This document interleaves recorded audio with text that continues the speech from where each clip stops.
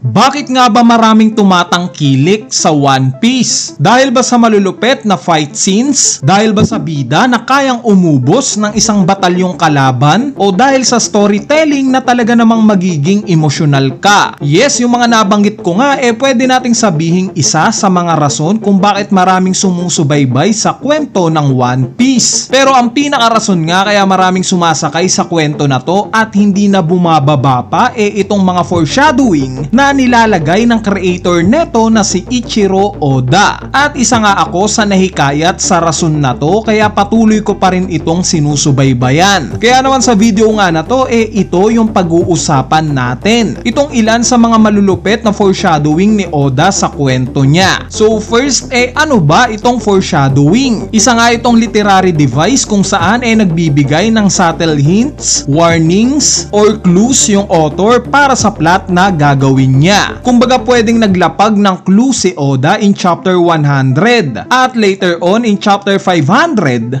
tsaka niya palang i-reveal kung para saan ang mga ito. So ito nga yung masasabi kong pinaka-interesting at pinaka-nakaka-excite na part ng One Piece, itong foreshadowing. Ngayon kung malinaw na sa inyo game, umpisahan na natin itong topic natin.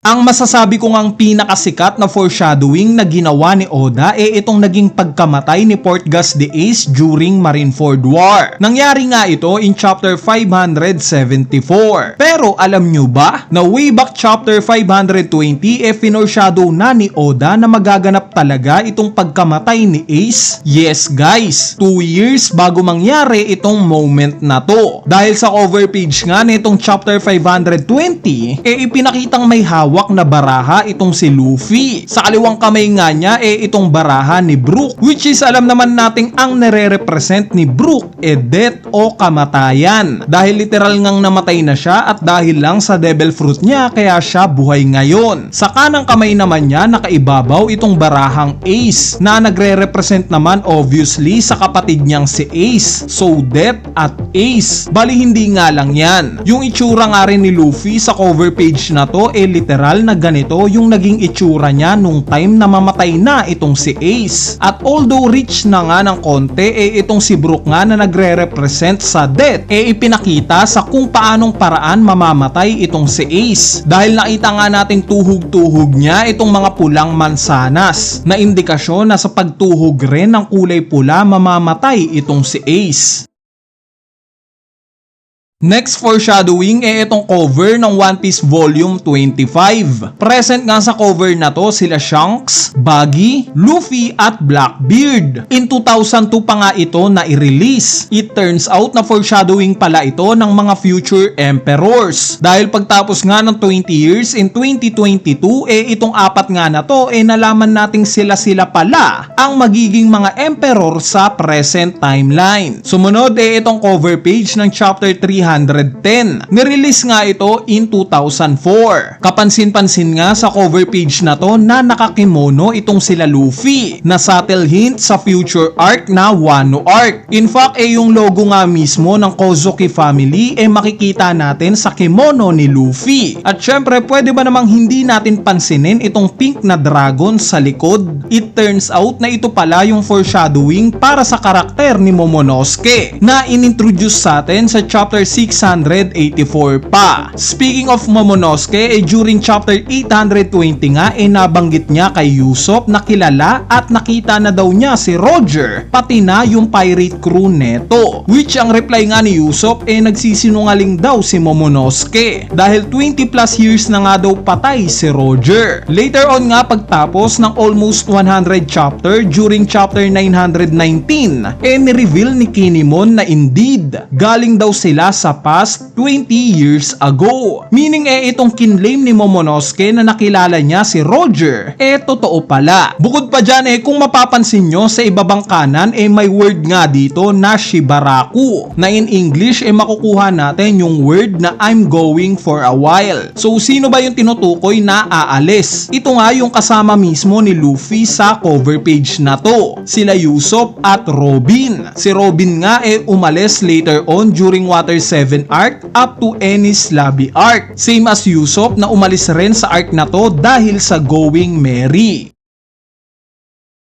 So pag-usapang foreshadowing nga, we all know na ang karakter na pinaka nangingibabaw dito si Usopp at yung mga kasinungalingan niya. Dahil itong mga pinagsasabi nga ni Usopp na alam naman nating hindi totoo, later on nagkakatotoo talaga. Gaya na lang netong pagkikwento niya kay Kaya na meron daw siyang na-encounter na giant goldfish. Yung tae nga daw neto kasing laki ng isang isla. Ngayon during Little Garden Arc naman tumama nga itong pagsisinungaling ni Usopp dahil it turns out na may na-encounter sila Brogy at Dory nung time na to na isang giant goldfish. Pinatotohanan nga nila na yung tae daw talaga neto kasing laki ng isang isla. Related pa nga dito nabanggit din ni Usopp kay Kaya na yung karne daw ng goldfish na tinutukoy niya ibinigay daw niya sa isla ng mga duwende. In fact hanggang ngayon daw kinakain pa rin ng mga duwende itong ibinigay niyang karne ng goldfish. At yes, during Dressrosa arc nga nagkatotoo na naman ito dahil nabanggit nga ng Tontata tribe which is mga duwende na yung kinakain daw nila ilang buwan na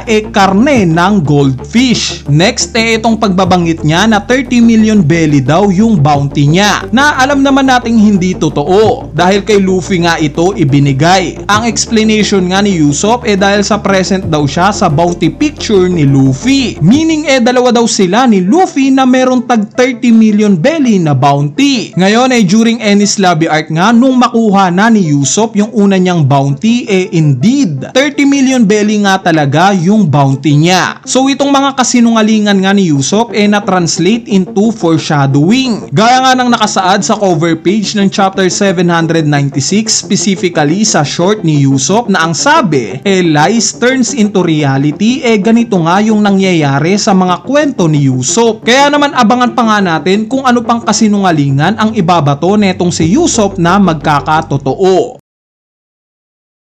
Bali itong mga nabanggit ko ang Usopp lies lahat ng ito naganap during early One Piece years o bago mag time skip. At yes, napakaraming ang foreshadowing na binato si Oda sa mga unang parte netong One Piece. Gaya na lang netong pagsusukat ni Nami ng damit during Logtown arc. Kung mapapansin nyo itong damit nga na to yung exactly na susuotin ni Nico Robin na makikilala natin later on sa Alabasta arc. Sumunod na sinukat naman ni Nami itong damit na to, which is alam naman natin ganito exactly yung suot ni Boa Hancock. Ultimo yung ahas nga kuhang-kuha rin. Tumalon naman tayo sa pag-uumpisa ng Water 7 arc. Tinanong nga this time ni Usopp si Luffy kung ano daw ba ang ideal na muka ng shipwright ang gusto niyang makasama. Ang dinrowing nga ni Luffy this time isang goofy character. Though medyo magulo nga masasabi pa rin nating foreshadowing ito para sa karakter ni Franky dahil yung buhok nga neto pataas at kulay blue, similar kay Franky. Naka-shades nga rin ito. At yung mga braso parehas na parehas kay Franky. Next itong si Sanji. Nung una ngang makilala ni Sanji si Vivi ni-reveal niya na isa daw siyang prinsipe. During nga sa oras na to alam nating nagpapasikat lang si Sanji since yun naman yung usual niyang ginagawa sa mga babae. During naman sa pagkausap ni Sanji kay Crocodile tinawag nga niya yung sarili niya sa codename na Mr. Prince. At lastly